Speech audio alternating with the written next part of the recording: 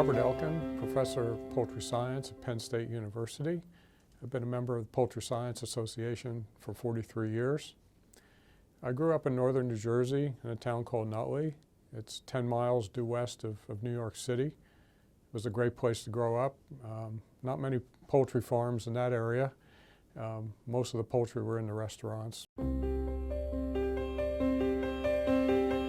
My mother was a chemist at Hoffman LaRoche, which was the largest industry in Nutley. It was a big pharmaceutical company. They unfortunately closed their plant many years ago.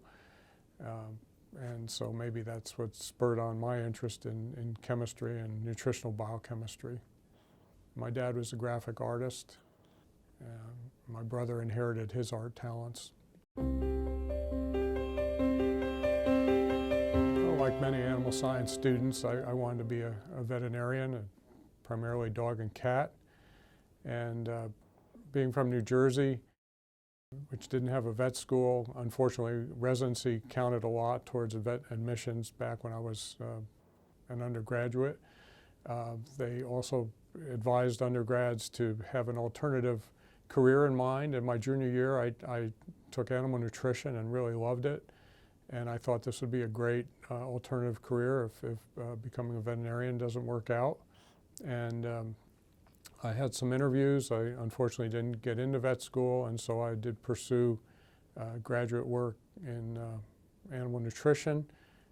Little did I know that Dr. Leach, who was my nutrition professor and a second advisor, only had recommended poultry labs for graduate school, but it didn't matter to me.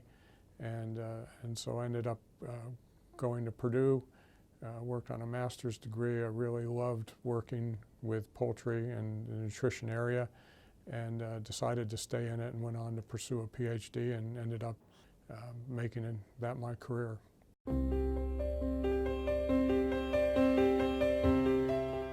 Some of the initiatives that I undertook as head of the Poultry Science Department involve both undergraduates and graduate students, stakeholders and alumni and faculty. For undergraduates, one of the biggest accomplishments was generating scholarship funds. We've established approximately 10 or 11 undergraduate and graduate scholarships and endowments during my tenure as department head, which greatly aided the students economically and allowed graduate students to attend national meetings at no cost. We also established a poultry and avian science minor for undergraduates. We lost our undergraduate major in 1999 when it was merged with animal science.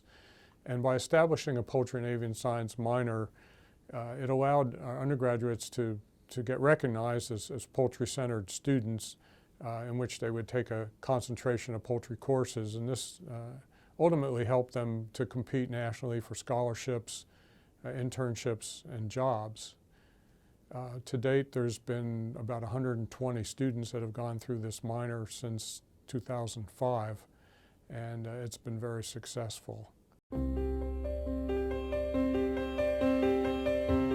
The biggest initiative that really helped the faculty was the nurturing of the Pennsylvania Poultry Industry Research Checkoff Program, which was started by my predecessor, Dr. Bill Weaver, in 1995, in which he solicited voluntary contributions from Pennsylvania poultry companies to help support applied research at Penn State. And in the first few years of the program, he generated about $300,000 of research funding. And then when I took over the program in 1999 until current time, I generated about $1.2 million.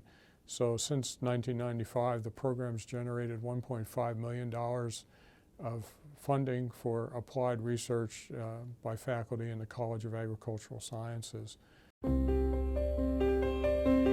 There's probably been about 5 individuals that have had a great influence on my career. The first, Dr. Roland Leach, my undergraduate nutrition professor, who steered me into graduate school and suggested some of the potential labs and is really responsible for my pursuing a career in animal nutrition. Then in graduate school, the late Roy Featherston and John Rogler were very close co-workers, and my major professors, actually co-major professors. Dr. Featherston died very tragically at the young age of 45, about 6 months before I finished my PhD. But I learned an awful lot from him and Dr. Rogler in how to conduct research, how to avoid confounding, and it really helped shape how I conducted my own research later on.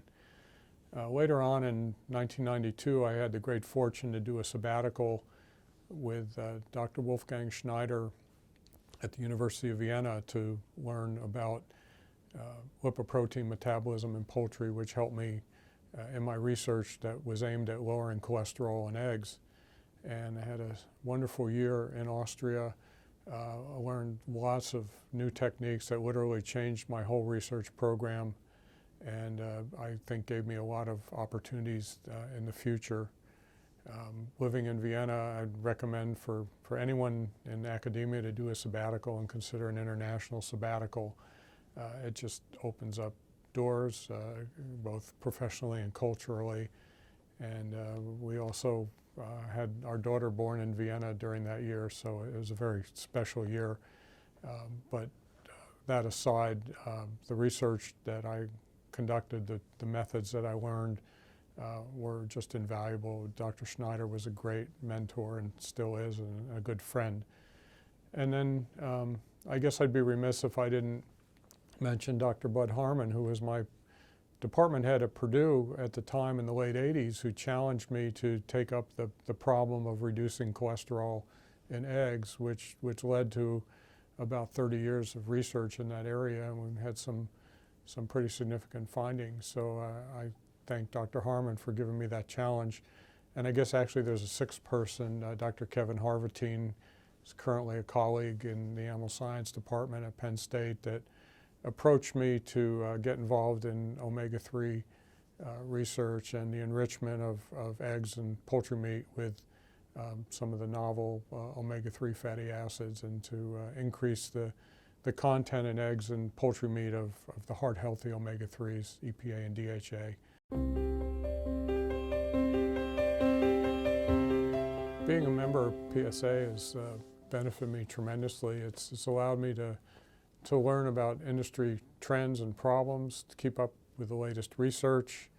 And of course, attending the annual meeting is always a highlight because of hearing the latest research findings, and also networking with other researchers and seeing former classmates and colleagues and catching up. It's a great meeting, great venue. The satisfaction I got was helping the authors to improve their manuscripts, even if the manuscript wasn't destined to be accepted. And hopefully they learned something from the review process that helped them with the later submission. In terms of being a section editor, there's a little more power in that position per se, because you help to shape what manuscripts get accepted and ultimately published. And having served in 11 years, I think I ended up processing 700-800 manuscripts, and ultimately helping to shape the primary literature in the field for 11 years, which gave me great satisfaction. And also, I think we helped to improve the quality of the publications and the quality of each paper as it went through the review process.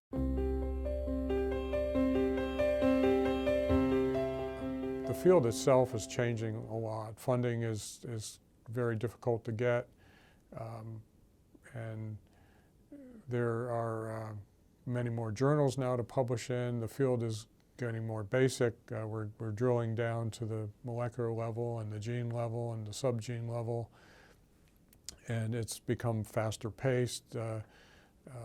Lots of electronic media to communicate journal findings, and just the pace of life as a researcher has changed quite a bit.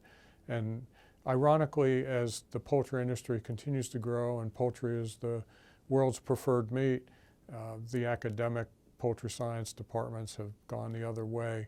And I think this is a very big concern for the future. And by having programs like we have at Penn State with a Poultry and Avian Science minor, we can at least help to educate future poultry scientists without having a bona fide poultry science department. And I think other universities are doing that also.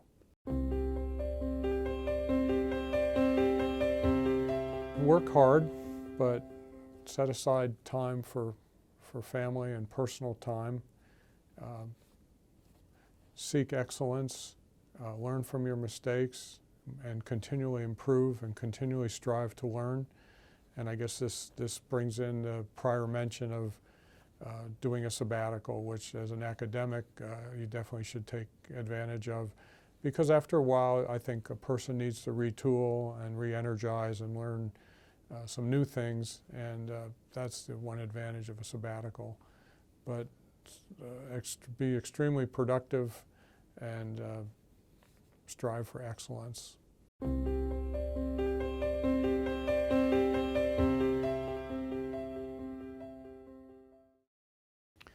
Being named a PSA Fellow is a great honor.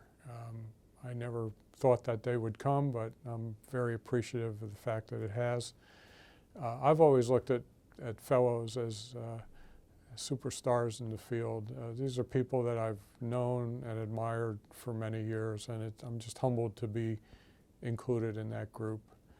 As far as professionally and personally, it's great to be recognized. It gives a lot of satisfaction. It also strengthens the bond, I think, between myself and the association, in that I'll continue to strive to serve the association and to help others. And the fellow is just, I guess, the capstone to a career in poultry science. And again, I thank the association for this great honor.